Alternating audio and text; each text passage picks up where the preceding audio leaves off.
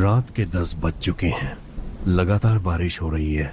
शाम से ही बारिश शुरू हुई थी और रुकने का नाम ही नहीं ले रही। इसी बारिश के बीच रघुवीर को घर लौटना पड़ रहा है। काम की वजह से रघुवीर को गांव से बाहर शहर में रहना पड़ता है। बीच बीच में छुट्टी लेकर गांव आता है। पिछले कुछ दिनों से रघुवीर के दादा की तबीयत ठीक नहीं है। कभी भी कुछ हो सकता है, इसलिए दादाजी को आखिरी बार देखने के लिए कुछ दिनों की छुट्टी लेकर घर लौट रहा है। काका और कितना समय लगेगा?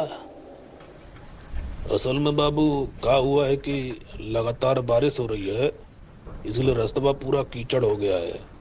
ज्यादा तेज भी नहीं खींच पा रहे हैं हम। नहीं नहीं, ठीक है, संभल कर चलाइए। असल में ट्रेन लेट हो गई थी, इसलिए काफी रात हो गई है। आप तो मुझे घर छोड़कर ही अपने घर लौटेंगे, आपको तो और रात हो जाएगी। ऊपर से ये रास्ता भी पूरा सुनसान है। बारिश की वजह से रास्ता पूरा कीचड़ बन चुका है। रिक्शा आगे बढ़ने का नाम ही नहीं ले रहा। रास्ते के दोनों तरफ जंगल से कुछ सियारों की आवाज आ रही है। सामने ही कजरौली गांव का शमशान है और इसी शमशान को पार करके रघुवीर को गांव में घुसना होगा।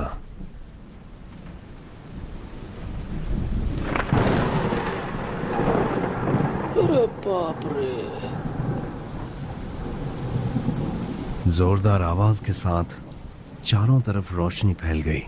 सड़क के किनारे एक ताड़ के पेड़ पर बिजली गिरी। इतनी तेज आवाज हुई कि कान सुन्न हो गए। साथ ही आग धधक कर जल उठी। रघुवीर और रिक्शे वाले काका की आंखें उस रोशनी से झुलस सी गईं। वो लंबा पेड़ धड़ाम से गिरकर सीधे सड़क पर गिर पड़ा। ऐसे गिरा जैसे वो नहीं चाहता हो कि रिक्शा आगे जाए। पूरा रास्ता बंद हो गया। काका ने जोर से ब्रेक लगा दी। रघुवीर के शरीर में एक अजीब सी झंझनाहट दौड़ गई। जिंदगी में पहली बार कुछ ऐसा देखकर उसे बहुत डर लग रहा था। लो, जिस डर का अंदेशा था वह हो गया। अब हम आगे कैसे जाएंगे? नहीं नहीं काका, अब और जाने की जरूरत नहीं है। बस थोड़ा सा रास्ता बचा है, मैं पैदल ही चला जाऊंगा।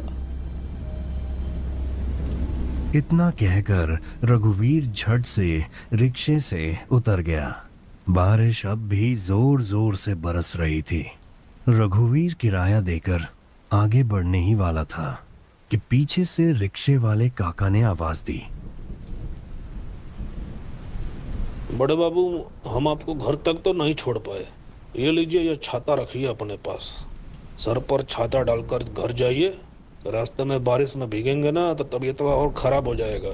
वैसे भी बहुत ज़्यादा ठंड है, ऊपर से ही बारिशवा अलग ही दिमाग खराब कर रहा है। लेकिन आप तो खुद भी भीग रहे हैं और मैं आपको ये छाता वापस कैसे करूंगा? अरे बड़का बाबू, असल में बात ये है ना, बारिशवा में भीगना हमारा आदत है। बस इस छाता को रखिए, जब आप दोबारा कभी स्टेशन आएंगे तब हमको दे दीजिएगा।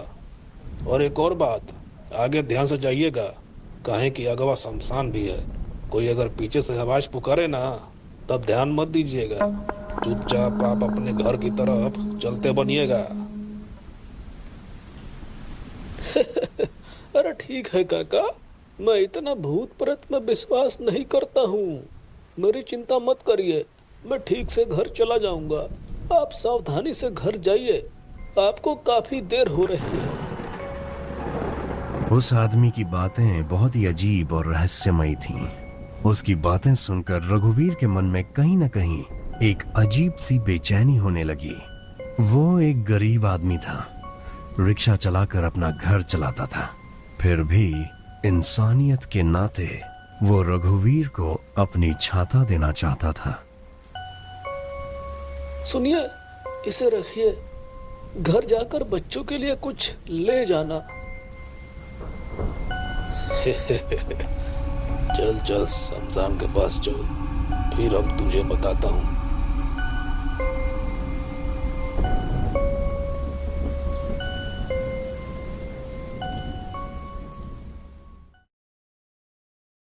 रघुवीर छाता लेकर चलना शुरू किया। रात तो हो ही चुकी थी और अब और देर होने वाली थी। छाते पर बारिश की टप टप की आवाज और रघु की पैरों की आहट के अलावा इस वक्त रघुवीर के साथ कोई नहीं है। सामने ही कजरौली का श्मशान है। रघुवीर चुपचाप मन लगाकर आगे बढ़ता जा रहा है।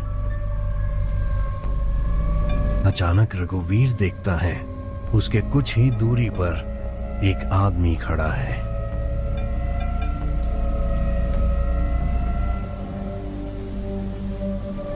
इस रात के समय यहाँ खड़े खड़े बारिश में क्यों भीग रहे हो? कौन हो तुम? ओए, सुन रहे हो कि नहीं? रघुवीर उस आदमी के पास आगे बढ़ता है, लेकिन तभी अचानक वो आदमी जैसे हवा में गायब हो गया।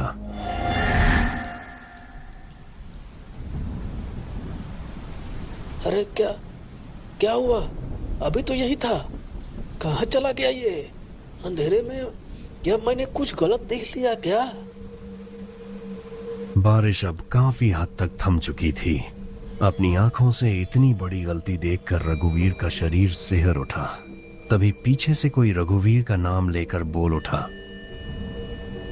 रघुवीर, हे रघुवीर, रघुवीर, हे रघुवीर।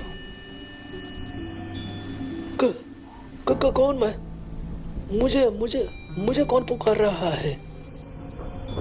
आवाज सुनकर रघुवीर का पूरा शरीर कांप उठा। पीछे मुड़कर देखा, वो वही रिक्शे वाला काका था।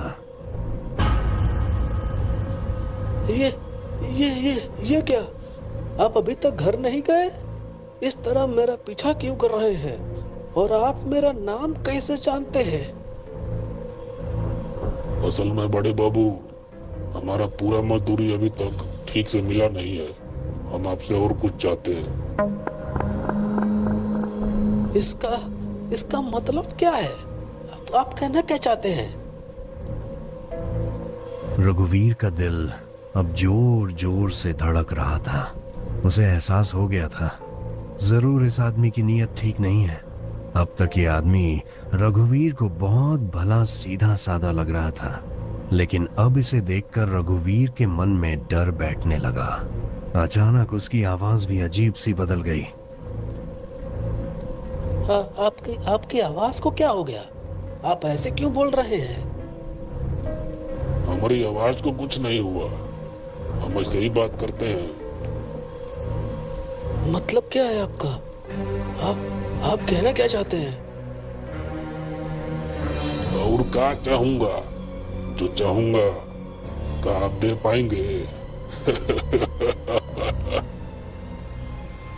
आपका शरीरवा का ताजा ताजा खून चाहते हैं हम। देंगे। इतना कहते ही वो एक ही छलांग में रघुवीर के सामने आ गया। रिक्शे वाले की आंखें और चेहरा एकदम फीके पड़ गए। ऐसा लग रहा था जैसे उसने बहुत दिनों से कुछ खाया ही न हो। उसके शरीर की चमड़ी रघुवीर की आंखों के सामने सड़ गल कर गिरने लगी। रघुवीर अब समझ गया था कि